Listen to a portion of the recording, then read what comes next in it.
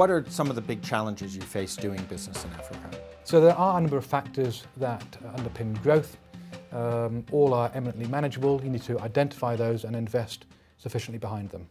One of the things that was clearly going to be a rate limiting step almost for us was having sufficient leaders to run our business. And quite a number of years ago, I would say that we were quite expatriate dependent in terms of running our business. And I think over the last 5 or so years, we've moved from having about 30% of our general managers being African to now we've got about 70% of our general managers being African, and we've got more general managers now than we had before. That's no accident. You know, there's talent out there, and people are highly capable, and having local folk run your business brings a different perspective that's very, very, very valuable. But as we look at that pipeline, it was pretty thin. So we decided to launch a Pan-African graduate program to recruit 100 graduates each year going forward for the next few years to ensure we had that pipeline of talent going forward. We've looked quite extensively at the Diageo model, and one of the things that's quite interesting about it is not only the way you develop talent, but you're also doing quite unique things with distributors as well and building capabilities. We look to build premium brands, and so we invest in marketing and so on and so forth, but then we have to get the brands distributed.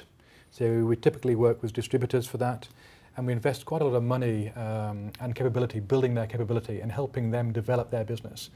It's great for them. They make more money, we make more money. So that kind of investing in that value chain and building the capability throughout both the distribution and retail channel becomes quite important.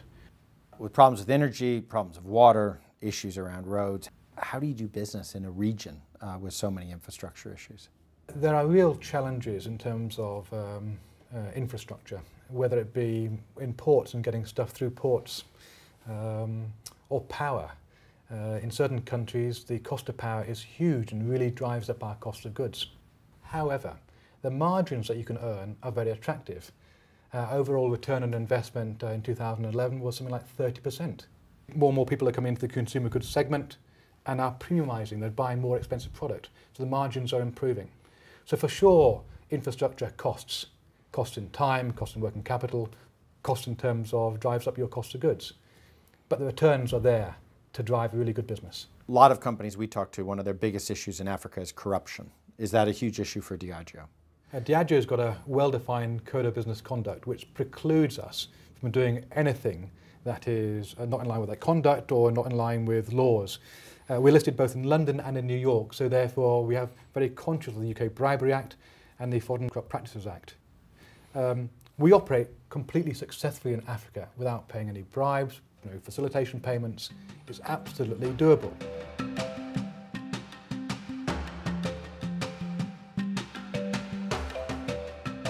It's almost hard for you to separate doing good for Africa with doing good for Diageo.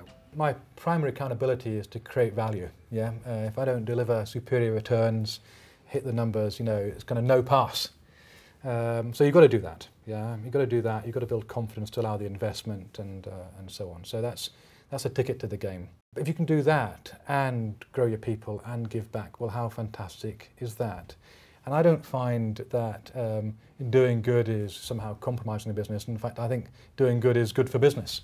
It really is. So we buy a lot of grain for our breweries and for our spirits production facilities.